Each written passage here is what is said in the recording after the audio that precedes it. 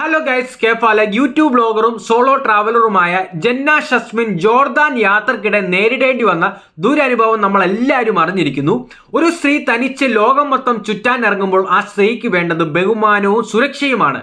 പക്ഷെ ജന്ന ഷസ്മിന് നേരിടേണ്ടി വന്നത് അതിദാരുണമായ സങ്കടകരമായ കാര്യമാണ്.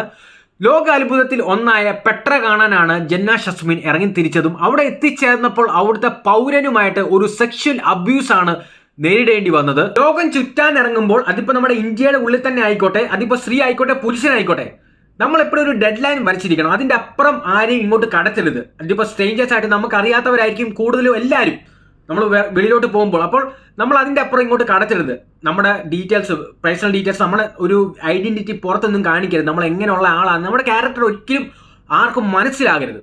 അങ്ങനെ ആരെയും നമ്മൾ അതിനുള്ള ഒരു വഴി അവർക്ക് തുറന്ന് കൊടുക്കുകയും ചെയ്യരുത്. അങ്ങനത്തെ നമ്മൾ സെക്യൂർ ആയിരിക്കണം. നമ്മൾ തന്നെ നമ്മുടെ നമുക്കുള്ള ബിലോങ്ങിങ്സും അതുപോലെ നമ്മുടെ ക്യാരക്ടർ പോലും നമ്മൾ സെക്യൂർ ആക്കിയിരിക്കണം. അല്ലെങ്കിൽ ഇങ്ങനെയൊക്കെയുള്ള അബദ്ധങ്ങളിലൊക്കെ വന്ന് പെട്ടുപോകും. നമുക്ക് ജന്ന ഷസ്മിൻ പറയുന്ന വീഡിയോയിലോട്ട് പോവാം.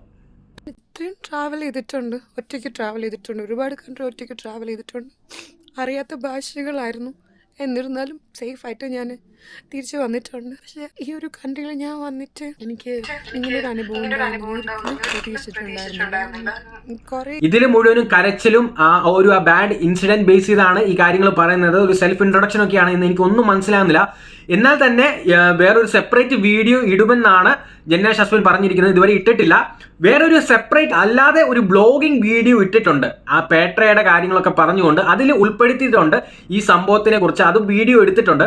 പക്ഷെ അതിലുള്ള ഒരു പ്രത്യേകത എനിക്ക് സംശയകരമായിട്ട് തോന്നിയതും ഒരു കോമഡി രൂപേണ എനിക്ക് തോന്നിയത്, ഇതൊരു കണ്ടന്റിന് വേണ്ടി ജന്ന ഷസ്മിൻ ട്രൈ ചെയ്തിട്ടുണ്ട്, അതിന് ശ്രമിച്ചിട്ടുണ്ട്. അത് നമുക്ക് ഇതിൽ നിന്ന് കാണാനും സാധിക്കുന്നുണ്ട്. ഇതിലെ ടെംപ്ലേറ്റിലുള്ള എഴുത്ത് തന്നെ കൊടുത്തിരിക്കുന്നത് നമുക്കറിയാം വ്യൂസിനും റീച്ചിനും വേണ്ടിയാണെന്ന് നമുക്ക് കറക്റ്റായിട്ട് ബോധ്യമുണ്ട്. ജോർദാൻ പോയി എനിക്ക് സംഭവിച്ചത് വേറെ ആർക്കും എന്നുള്ളൊരു ക്യൂരിയോസിറ്റി ഉണ്ടാക്കുന്ന ത്രില്ലിംഗ് രീതിയിലുള്ളൊരു ടൈറ്റിൽ കൊടുത്തിട്ടുണ്ട്. അതുമല്ല, ടെംപ്ലേറ്റ് കൊടുത്തേക്കുന്ന ജീവനോടെ തിരിച്ചു വരുമെന്ന് വിചാരിച്ചില്ല എന്നും കൊടുത്തിട്ടുണ്ട്. സെക്ഷൽ അബ്യൂസ് ഇൻ പെട്ര എന്നും കൊടുത്തിട്ടുണ്ട്. അതിലെ നിങ്ങൾക്ക് കാണാൻ ഞാനിവിടെ വെച്ചിട്ടുണ്ട്.